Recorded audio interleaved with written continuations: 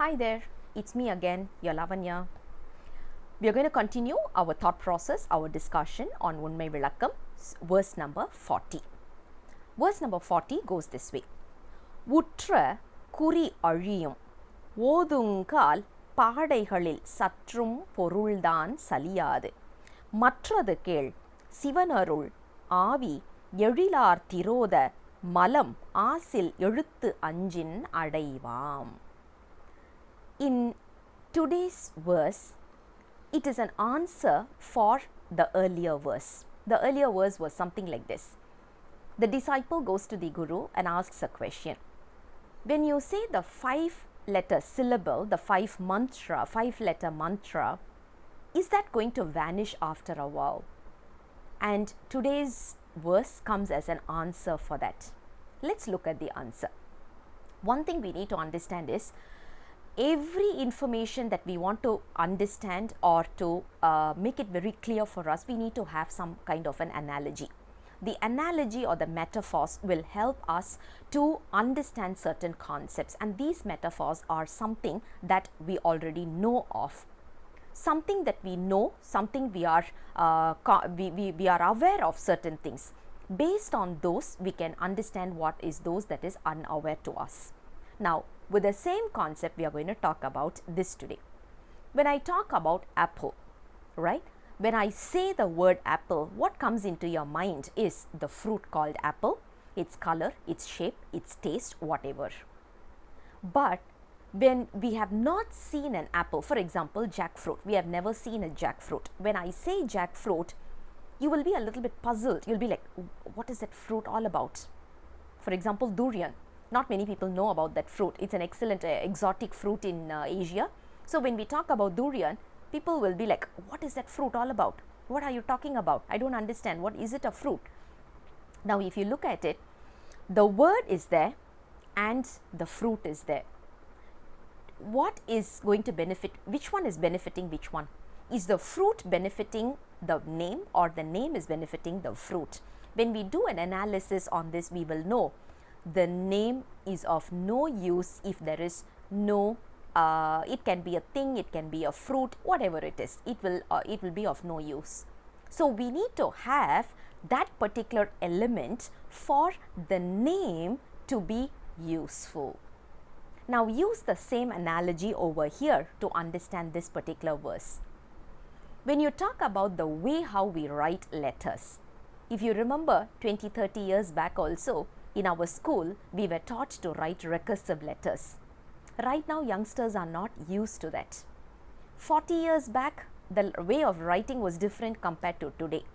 You talk about 100 years, you talk about 200 years, you talk about the cavemen. They still communicated the same thing. They still communicated that they are hungry, they are thirsty, they want to eat, they want to sleep. They communicated everything, but the form of communication was totally different.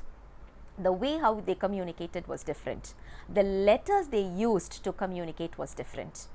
So the letters fundamentally can change, but the underlying meaning is not going to change.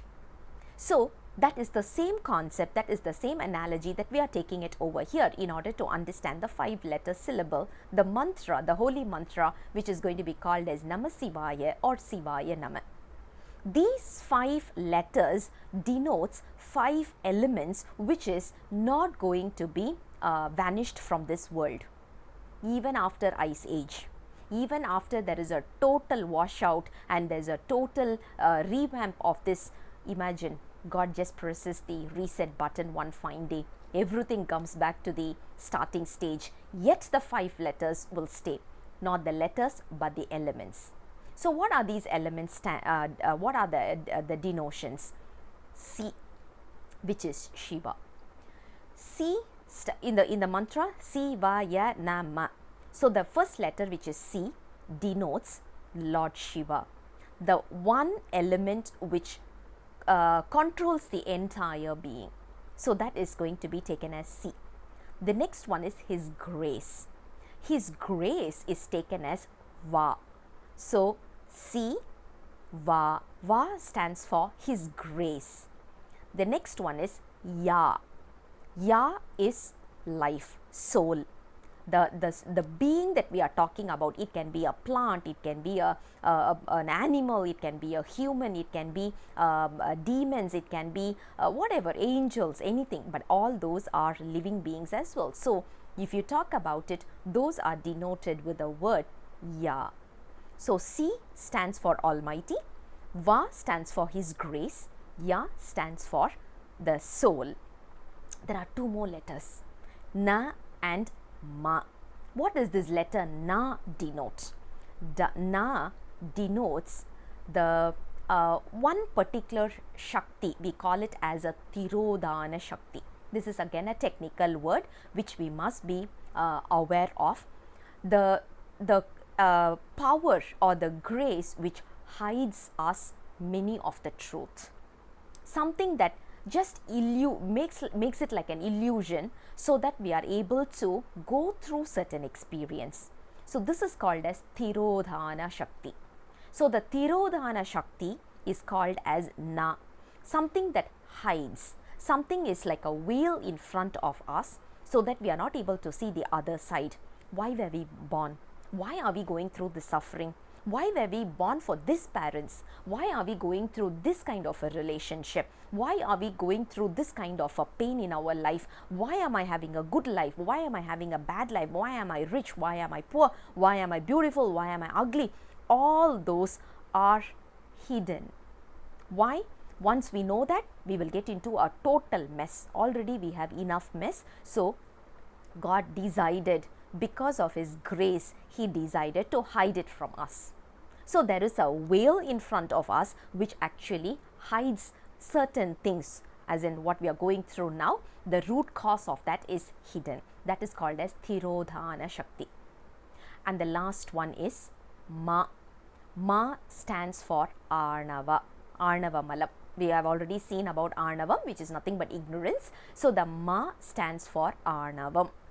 And when you talk about it, the Sivaya Nama is basically a combination of 5 elements: Almighty, His grace, soul, Tirodhana Shakti, and Arnavam, which is ignorance. So basically a combination of these 5. Do you think these 5 elements are going to be destructed? No, it is going to be there forever. So which means the letter denoting this can change, but what is a element that is not going to change? So which means these 5 elements, since it is not going to be washed out, it is not going to vanish, the mantra, the meaning of the mantra is not going to vanish. As simple as that. You talk about any book around us, anything around us today, you can classify under these 5. For example, I'm going to a library. I'm looking at a library which I'm looking at a book section which says how to become rich. It says how to speak better English, how to whatever, to personality development, whatever we are talking about. Those are basically related to the Maya. If you look at it, all those are Maya, right? Now, how to grow a baby, how to groom myself, how to make me,